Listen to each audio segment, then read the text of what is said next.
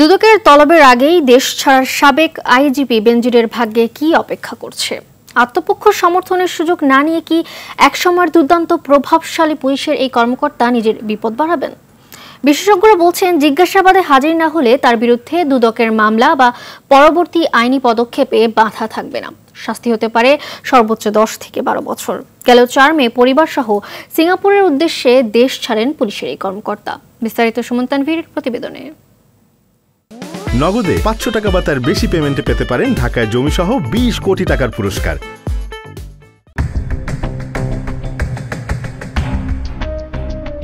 বেনজির সাহেব আসে না এই বাসায়? গত সপ্তাহে তো আসছিল শুনলাম।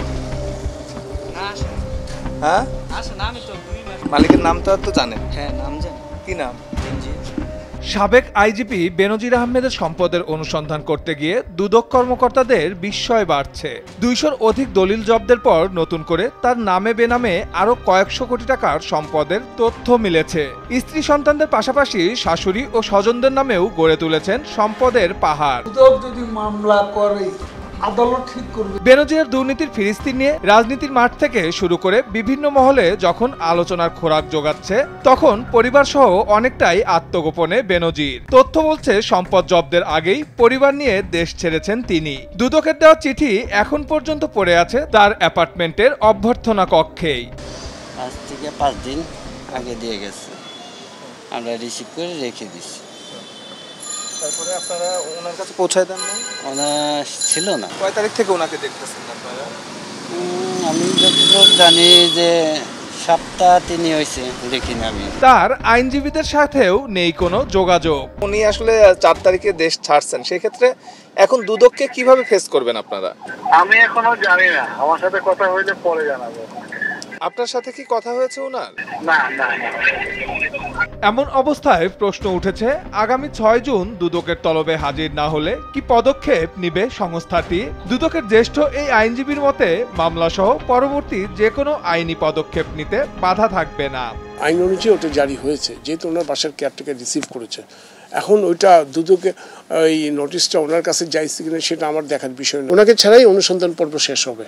ওনাকে সুযোগ দেওয়া হয়েছিল, উনি যদি সুযোগ গ্রহণ না করে, আমরা এখনও আশা করছি উনি সুযোগটা গ্রহণ করবে। সুযোগ যদি গ্রহণ না করে, অনুসন্ধান কাজ অনুসন্ধানের মতো আইন ও বিধি অনুযায়ী চলবে।